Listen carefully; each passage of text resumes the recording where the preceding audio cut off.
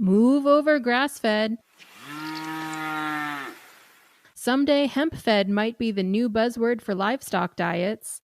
Cannabis companies who don't pay their bills are about to be on a you-know-what list in California. And we have good news for Californians who were looking forward to Planet 13 expanding to their state. It's Wednesday, April 22nd, and this is your TRICHOMES Morning Buzz. Broadcasting live from the TRICHOMES.com studios in Southern California. It's time for your Morning Buzz. We bring you late-breaking news that keeps you up to date with what's happening in the cannabis industry. A special interest group wants hemp approved as industrial chicken feed. According to Ganjapreneur, the Hemp Feed Coalition is planning to submit an application for the Food and Drug Administration Center for Veterinary Medicine to get hemp seed, meal, and cake approved for use in chicken diets. Specifically, the application seeks approval for as hemp as feed for broiler and egg-laying chickens. Hunter Buffington, HFC Program Director, indicated the process could take at least 18 months from the time the application is submitted. Other countries have always used hemp in animal feed, Buffington said in the report, but the HFC is going to have to prove nutritional profiles using American-grown and processed hemp to make their case to regulators. Additionally, the group is going to have to submit any published research, work with the feed and species experts to create protocols for feed trials, and determine a suggested inclusion rate for species along with intended use of the ingredient.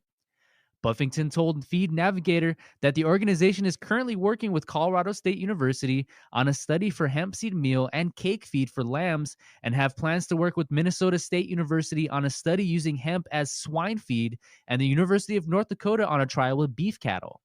Experts say the global hemp food market is projected to outspace CBD, and that hemp grain and fiber product production is beginning to increase in the U.S.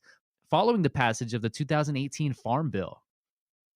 Cannabis distributors in California are creating a list of blacklisted firms that do not pay their bills. According to MJ Biz Daily, a small group of licensed California cannabis distributors is trying to solve the ripple effects of unpaid bills by pooling information detailing which companies are reliable or unreliable at paying their tabs. The move comes as the coronavirus is inflicting widespread financial pain on cannabis companies, which, unlike other mainstream industries, have been largely excluded from federal relief efforts. The goal is to help distributors stay afloat and remain financially solvent by identifying and avoiding California cannabis companies that have been a financial drag on the rest of the supply chain. The effort is proceeding on two tracks. The first is the Cannabis Distribution Association, a group of roughly 30 businesses, including about 20 distributors, has been working on an ad hoc credit rating system for its members.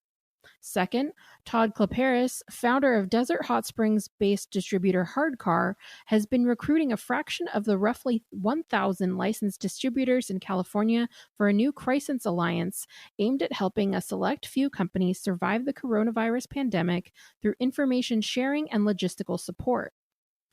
Among other functions, the alliance will put together a blacklist of companies that can't be trusted to pay their vendor bills, Klaparis said. The Crisis Alliance will also function as a way for distributors to share information on best practices during the coronavirus outbreak and to support each other with logistical help. Planet 13 says game on with moving forward with their SoCal acquisition. According to a press release, Planet 13 Holdings Incorporated has announced that following the announcement on April 13th, 2020, that it had terminated a definitive agreement to acquire a cannabis sales license and lease for a dispensary in Santa Ana, California, from Newtonian Principles, Inc. It has renegotiated the terms of the acquisition and has entered into an amendment to the initial definitive agreement. We've evaluated hundreds of locations in California and continue to believe that our Santa Ana location is the best suited for a Planet 13 style dispensary, said Bob Grosbeck, co-CEO of Planet 13. While we can't forecast how COVID-19 might affect our timeline, we've negotiated an agreement that reduces the upfront capital invested, gives us control over the timing of fixed costs, and provides flexibility on dispensary build-out. We de-risked the transaction substantially while securing the next stage of our growth for Planet 13, he said. And that was today's Morning Buzz.